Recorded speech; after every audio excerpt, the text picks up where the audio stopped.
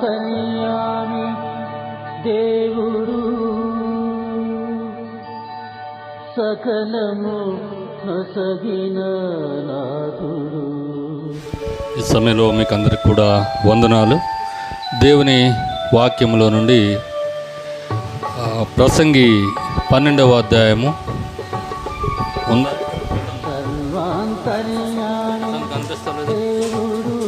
సుసన్నతో పాటు ఇక్కడ ఉన్నటువంటి వారందరూ కూడా దేవుని వాక్యంపై మీ గమనాన్ని ఉంచాలని మనం చేస్తున్నాం. ఇంతవరకు కూడా దైవజనులు అనేకమైనటువంటి సంగతులు మీకు బోధించినటువంటి వారు ఉన్నారు. ఆ యొక్క ప్రసంగి గ్రంథము 12వ అధ్యాయము 1 నుండి 7 వచనాలు మీరు ధ్యానించుదాం మనం అందరం. ఈ 7 వచనాల్లో మొదటి మాట మనం చూస్తుంటాం. దుర్దినాలు రాకముందే ఇప్పుడు వీటి యందు నాకు సంతోషం లేదని నీవు చెప్పు. సంవత్సరములు రాకముందే, తేజస్సునకు సూర్య చంద్ర నక్షత్రములకు చీకటి కమ్మకముందే, వాన వెలిసిన తర్వాత మేఘములు మరలా రాకముందే, నీ బాల్య దినములందే నీ సృష్టికర్తను స్మరణకు తెచ్చుకునము. నీ సృష్టికర్తను ఏం చేయాలంటండి? స్మరణకు తెచ్చుకోవాలి. ఎప్పుడు తెచ్చుకోవాలి? బాల్య దినములు కాదు, ఇక్కడ ఉంది ఏంటంట, పరిస్థితులన్నీ మారిపోతే అన్నీ మెత్తగా అయిపోతారు. షుగరు, బీపీ కదా, ఈ లోకము ఇవన్నీ వచ్చిన తర్వాత రకరకాలైనటువంటి పరిస్థితులు అన్నీ అయిన తర్వాత అప్పుడు ఏం చేయాలి? సృష్టికర్తను నమ్ముకోవాలనుకుంటాం. అందుకనే మనకు ఒక శాస్త్రం ఉంది. ఇప్పుడేంట్రా భక్తి అంటే? ఇప్పుడు కాదు కదండి భక్తి అంటే. ఇప్పుడు అంతా ఏం చేయాలి? 11వ అధ్యాయం ఆఖరి వచనంలో రాయబడింది. ఏం రాయబడింది? ప్రసంగి 11వ ఆఖరి వచనము అంటే 9వ వచనం నుంచి. ఇంకా దేవుని వాక్యం మనల్ని ఏం చేస్తుంది? బలపరుస్తుంది. దేవుని యొక్క సన్నిధికి ప్రార్థన ఫంక్షన్ అంటే ఎందుకు రావాలంటే ఫోటో దిగుదామని కాదు, లేకపోతే ఇంకోటి కాదు, కానీ దేవుని వాక్యం మనతోటి ఏమైనా మాట్లాడుతుందేమో, మాట్లాడితే దేవుని వాక్యానుసారంగా ఏం చేయాలి, మనము నడుచుకుందాము అనే ఆసక్తితో నేను వచ్చినప్పుడు ఖచ్చితంగా దేవుని వాక్యం ఏం చేస్తుంది? మాట్లాడుతూ ఉంటుంది. ఈ ట్రెండ్ ఎలాగున్నదంటే వీళ్ళు ప్రార్థనకి వెళ్తేనే ఇంకొకళ్ళు వెళ్తారు. నా స్నేహితుడు బాప్తిసం మారుమనసు పొంది బాప్తిసం తీసుకుంటేనే నేనేం చేస్తాను? మారుమనసు పొంది బాప్తిసం తీసుకుంటాను. ఇలాంటి ట్రెండ్లో ఉన్నాం. ఒకవేళ మీ యొక్క కుమారులు ఎవరైనా వాళ్ళకి దేవుని వాక్యం బాగా అర్థమయ్యి 12-13 సంవత్సరాల వయసులో మీ దగ్గరకు వచ్చి, అమ్మ నేను మరి రక్షణ పొందుతాను, నేను మారుమనసు పొందానంటే మీరు ఏం చెప్తారు? మీ రియాక్షన్ ఏంటి తెలుసా? నీకు ఇంకా ఏమి రాలేదు. ఇందాక చెప్పినారు, బ్రదర్ చెప్పినారు. ఎవరు చెప్తారు? మీరు ఎవరు చెప్తారా? నాకు 5 నిమిషాలే, డోంట్ వరీ. కుమార్రాజు గారు చెప్పారు. ఏం చెప్పారు? ఇంకా వయసు రాలేదు, నీకు ఇంకేం రాలేదు, వయసు రాలేదు. కానీ ఏం చెప్తాం మేమంతా? మా అమ్మాయి అండి సెల్ ఫోన్ మొత్తం ఈ చివరి నుంచి ఆ చివరి దాకా ఏం చేస్తుంది? తిరిగేసేస్తుందండి, ఆపరేట్ చేసేస్తుందండి, అలా చేసేస్తుందండి. మా అబ్బాయి ఎలా చేసేస్తాడు? దీనికి వయసు వచ్చింది. కానీ బాప్తిసం తీసుకుంటానికి, మారుమనసు పొందటానికి, బైబిల్ చదవటానికి, క్రమంగా నడవటానికి మనకేం చేయకుండా అవయవాలు ఏమీ కూడా పని చేయవు. రాత్రుల మీటింగ్ అంటే అమ్మో భయము, చీకటి. పగల మీటింగ్ అంటే ఎండ, అమ్మో ఖాళీ లేదు. కానీ చూడండి, మనకు సొంత విషయాలు అన్నిటికీ ఖాళీ ఉంటుంది. అందుకే ప్రసంగి గ్రంథకర్త ఖచ్చితంగా మాట్లాడుతున్నాడు. 12వ అధ్యాయం 1వ వచనం నుంచి 7 వచనాలు మనం చూస్తే ఏం చేయాలి? నీ సృష్టికర్తను ఏం చేయాలి? నీవు స్మరించుకోవాలి, జ్ఞాపకం చేసుకోవాలి. నువ్వు జ్ఞాపకం చేసుకోకపోతే కుదరదు. 7వ వచనంలో మనం గమనిస్తూ ఉంటాం. 7వ వచనం చదవండి ఎవరైనా. వెనుకటి వలనే మంటికి చేరును, మరలా పోవును. ఇంకొక ట్రాన్స్లేషన్ బైబిల్లో ఎలాగున్నదంటే, మట్టితో తయారైంది మట్టిలో కలిసిపోతుంది, ఆత్మ దాని ఇచ్చిన దేవుని దగ్గర పోతుంది, అంతకుముందే నీ సృష్టికర్తను స్మరించుకో. ఎంతకుముందు అంట ఎండకాడు పడకపోరం. నీ శరీరంలో చూపు కనిపించకుండా వచ్చే ఆ రోజు రాకపోరము. నీ ఒంటిలో శక్తి ఉన్నప్పుడు, నీకు జ్ఞానం ఉన్నప్పుడు, ఆసక్తి ఉన్నప్పుడు, అన్ని విషయాల్లో చూసినట్లయితే నీకు జ్ఞాన వివేచన ఉన్నప్పుడు ఏం చేయాలంట? ఏం చేయాలి చెప్పరండి? ఫ్రంట్ లైన్ వాళ్ళే నా టార్గెట్ అంతా. ఏం చేయాలంట? సృష్టి. ఆ అమ్మాయికి చాలా రోజులు చెప్తున్నా, మారుమనసు పొందు, బాప్తిసం తీసుకో, పాప క్షమాపణ పొందుకో, ఎన్నో బోధలు వింటూ ఉంటావు, ప్రార్థన చేస్తుంటావు, పాటలు పాడుతుంటావు, అన్నింటిలో నువ్వే హైలైట్ కనిపిస్తూ ఉంటావు. అంటూనే ఉన్నారు. ఇటీవల నాకు తెలుసు, ఎందుకంటే ఇందాక తమ్ముడు గాబ్రియల్ గారు చెప్తున్నారు, ఆయనకి ఎంతమంది కుమార్తెలు ఉన్నారంట? ఎవరికి? అన్నీ మీరు చెప్పేది ఎలా సార్, కొంచెం చెప్పండి. ఎవరికంట? ఫిలిప్ గారికి 4 కుమార్తెలు ఉన్నారు, వాళ్ళు ప్రవచిస్తారు. కానీ మనకి 4 కుమార్తెలు ఉంటారు, కానీ ఏం చేయరు? ప్రవచించరు. 4 కుమారులు ఉంటారు, కానీ ఏం చేయరు? ప్రవచించరు. కానీ నాకు తెలుసా టార్గెట్, మనకంటే పెద్దగా ఉన్నటువంటి వాళ్ళు ఇంకా మారు మనసు పొందలేదు, మనకంటే హైట్ ఉన్న వాళ్ళు ఏం చేయలేదు, ఇంకా మారు మనసు పొందలేదు. ఇదేంటి నన్ను మారు మనసు పొందమంటున్నాడు ఏంటి అనే ఉద్దేశంలో ఉందని నాకు అర్థమైపోయింది. వాళ్ళు ఎప్పుడైతే నీటిలో మునిగినారో, నేను చెప్పిన అమ్మాయి ఇప్పుడు స్టార్ట్ చేసింది. ఏం స్టార్ట్ చేసింది? నేను ఇప్పుడు మారు మనసు పొందిస్తానండి, నాకు ఇప్పుడు ఏమి చేయాలి? బాప్తిస్మ ఇచ్చేయాలి. భలే చెప్పారండి పాస్టర్ గారు, ఇచ్చేయచ్చు కదా. ఏ బాప్తిస్మ ఇది? ఏ బాప్తిస్మ? మాకు ఎంబీ చర్చెస్ ఉంటాయి, మన అన్నకి తెలుసు. ఎంబీ చర్చెస్లో పాస్టర్స్ పెళ్ళిళ్ళు చేస్తూ ఉంటారు. పెళ్లి చేస్తానికి బాప్తిస్మ ఇవ్వాలి. తర్వాత పాస్టర్ వచ్చి మాకు చెప్తాడు, పాస్టర్ పెళ్లి బాప్తిసాలు ఇచ్చాను వాళ్ళకి. ఏ బాప్తిసాలు? పెళ్లి బాప్తిసాలు ఇచ్చాను. వాళ్ళు రక్షణ పొందడానికి ఏం చేయండి? ప్రార్థించి. ఇంకేంటి, తాళి కట్టేసిన తర్వాత తాగుడు మానేయమంటే మానేస్తాడా? లేదు, అయిపోయింది. ఈరోజున అలాంటిది కాదు. ఏం చేయలేదు కాదు, హస్త నిక్షేపం చేస్తారు పాస్టర్స్. ఏమని?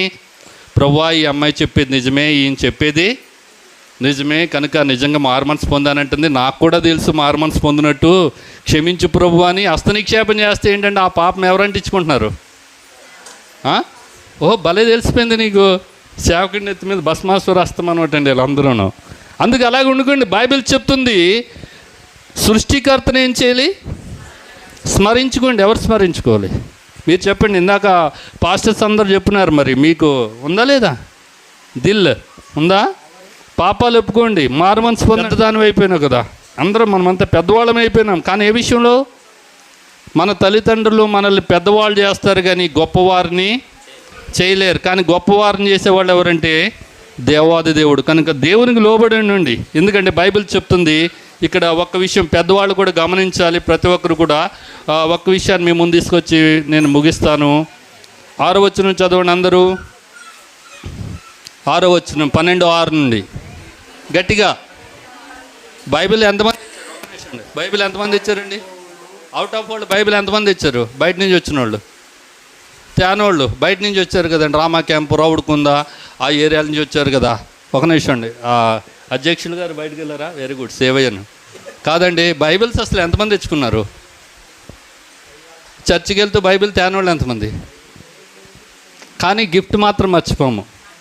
వెరీ గుడ్, చదవండి. సరే, ఉన్నవాళ్ళు గట్టి చదవండి. నేను ముగించేస్తాను అయ్యగారు వచ్చేలోపు. వెండి తాడు విడిపోతుంది అంటే ఆత్మకి శరీరానికి ఉన్నటువంటి లింక్ ఏమవుతుందంటండి? కట్ అయిపోయే రోజు వస్తుంది. ఎప్పుడది? ఈ లోకాన్ని ముగించేటప్పుడు మన్నైనది మంటికి వెళ్ళిపోద్ది, ఆత్మ దాన్ని దయచేసిన దేవుని దగ్గరికి. బంగారు గిన్నె పగిలిపోను, దారు యొద్ద కుండ పగిలిపోను, బావి యొద్ద చక్రం పడిపోను, మన్నైనది వెనకటి వలె మరలా భూమికి చేరును, ఆత్మ దాన్ని దయచేసిన దేవుని వద్దకు మరలా పోను. ఇవన్నీ జరగకపోరం. ఎందుకంటే రేపు ఏం జరుగునో, హలో సిస్టర్స్ ఒక నిమిషం, రేపేమి జరుగునో రేపుగా గ్రేస్ గారు అర్థమవుతుందా? రేపు ఏమి జరుగునో చెప్పండి. రేపు ఏమి జరుగునో నీకేం తెలుసు? నీకు తెలుసు, నాకు తెలీదు. కనుక రేపు ఏం జరుగునో మనకు తెలియదు. కనుక మీరందరూ ఏం చేయండి, ఇక్కడ ఉన్నటువంటి వారు అందరూ ఏం చేయండి? ఏం చేస్తారు? మారు మనసు పొందవా? చెప్పు ఏదోటి అవును కాదని. నన్ను ఒక ఆయన అడిగినారు, పైనుంచి అయ్యగారు మాట్లాడుతున్నట్టు బైబిల్ చదవమంటే కింద నుంచి నేను చదివేస్తున్నాను. 2వ అధ్యాయం 36 వచ్చిన అపోస్తుల కార్యం చదువుతుంటే, మీరు మీ పాపముల విషయమై మారు మనసు పొంది పాప క్షమాపణ విషయమై ప్రతి ఒక్కడును యేసుక్రీస్తు నామమున బాప్తిసం పొందుడని అంత స్పీడ్గా చదువుతుంటే పైనుంచి ఆయన అన్నాడు, చదువుతున్న సహోదరుడా మారు మనసు పొందవని అడిగినాడు. నాకు తెలియదండి అన్నాను. అదన్నా చెప్పాలి కదా. కనుక మీరంతా మారు మనసు పొందండి. ఎవరెవరైతే మారు మనసు పొందలేదో, పాప క్షమాపణ పొందుకోలేదో, బాప్తిసం తీసుకోలేదో వాళ్ళందరూ ఏం చేయాలి? బాప్తిసం కాదు, ఫస్ట్ ఏం చేయాలి? మనస్సు మారాలి. 2వది పాప క్షమాపణ. 3వది అప్పుడు దీక్ష స్నానం కదా. మనసు మారటం అంటే నాకు చెవులీలు అంటే, మా చెల్లి ఉన్నట్టుంది ఇక్కడ, ఉందో లేదు మరి. చెవులీలు అంటే నాకు చాలా ఇష్టం. ఇప్పుడు మరి ఎంత వయసు? నీ వయసు ఎంత? ఏంటినా 18 సంవత్సరాలు అక్షరయాత్రలకు 18 సంవత్సరాలు పోరాటం ఉన్నది. అర్థమైందా? చెవులు బొట్లన్నీ పెట్టుకుని వాళ్ళ అమ్మ చిన్న అమ్మాయిని తీసుకొచ్చేస్తే నేను ముట్టుకోలేదు, ప్రార్థన చేయలే, వెంటనే ఏడ్చుకుంటూ వెళ్ళిపోయింది. తర్వాత మనోడు లేడా ఉన్నాడా, ఆడబుట్టినాడు. ఆడబుట్టిన తర్వాత ఏళ్ళు మారుమనసు పొందారో లేదు నాకు తెలియదు, కానీ వాళ్ళ అమ్మమ్మ తాతయ్య మాత్రం ఏం చేస్తున్నారు, మారుమనసు పొందాడు అన్నారు. అమ్మ నీకు దండం పెడతాము, మీ అన్నగారితో మేము ఏం చేయలేము, పడలేము, మీ కొడుకు ఏం చేయము, ఏం చేయము, రింగులు వేయించము, ఏమి వేయించము, నువ్వేమైనా చేయించుకున్నారు. అలాగూ మొన్న మరి మారు మనసు అంటే వీటి మీద ఉన్న, ఇటు చూడండి వీటి మీద ఉన్న మారు మనసు అంటే ఏంటమ్మా, అంతే కదా, మనస్సు మార్చుకోవాలి. నాకు పువ్వులు అంటే చాలా ఇష్టం. ఇప్పుడే చీరల గురించి గొడవ పడుతున్నారు, అందరూ ఒకే చీరలు అంటే అందరూ ఒకే కలర్ అంటే వాళ్ళు తీసుకున్న చీరలు ఏం కాలేదు, వాళ్ళకి నచ్చలేదు. కనుక అలాగా మన ఈ మధ్యనే నేను చూస్తున్నాను, బాప్తిసం తీసుకున్నప్పుడు జూమ్ చేసి చూస్తున్నాను, చెవులు కొన్న ఏం తీసేసారేమని, కానీ బాప్తిసంలో అవి కూడా బాప్తిసం పొందినాయి. కనుక ఈ రోజున అందుకునే నాకు మా వాళ్ళు ప్రసంగాలు గట్ట ఏం చెప్పొద్దు, ప్రార్థన చేయంటారు, బాధపడతారని 5 నిమిషాలు చెప్తున్నాను. అర్థమేనండి? అవి కూడా ఏం చేసేసినాయి, మారు మనసు పొందేసినాయి. మాకు పెద్ద పాస్టమ్ గారు ఉన్నారు, నేను ఇలా వాక్యం చెప్తున్నప్పుడు ఆమె చెప్తారు, శేఖరు వాళ్ళని బెదరగొట్టేది శేఖరు, బాప్తిసాన్ని సిద్ధపడతారు కదా, బెదరగొట్టేది శేఖరు, ఒక్క గాజను ఉంచుకొని శేఖరు అన్నీ తీయొద్దను. ఒక ఆమెన్నది బాప్తిసం అలాగే తీసేసుకున్నారు సిన్నూరులో. తర్వాత ఏంటమ్మా తీసేస్తారని, టైం వచ్చినప్పుడు తీస్తారంట. టైం ఎప్పుడే ముసలోళ్ళు అయిపోయారు, ఇంకా అలాగే ఉంటాయి. కనుక అలాగ ఉండకండి, మనకు ఒక ఆసక్తి కావాలి. ఎలాగా ఫిలిప్ యొక్క కుమార్తెలాగా ఉండాలి, మగపిల్లలు అయితే ఎలాగ ఉండాలి, హన్నా యొక్క కుమారుడు. వాక్యాలు వచ్చేసినాయి మనకి. ఒక ఆయనకి వాక్యం చెప్పినాను, 5 నిమిషాలు ఇచ్చినారు.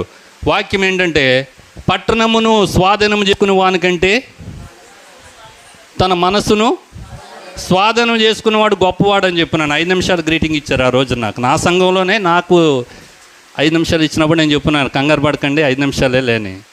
ఎందుకు చెప్పున్నావు అన్నారు, దేవుడు నాకు చెప్పున్నాను, నీ మనసును స్వాధీనం చేసుకో, అప్పుడు నువ్వు గొప్పవాడు అవుతావు. అర్థమైందా తమ్ముడు? మనస్సు మునగటం కాదు, మీరు కూడా మనసు మార్చుకో. రెండోది, పాపాలు ఏం చేయాలి, ఒప్పుకోవాలి. మూడోది, బాప్తిసం తీసుకో. అప్పుడు వస్తుంది, ఏమొస్తుంది, పరిశుద్ధ ఆత్మ, మంచి ఆత్మ మనకి వస్తుంది. కనుక అట్టి కృప పరిశుద్ధ ఆత్మ దేవుడు మనకందరికీ దయచేయను గాక.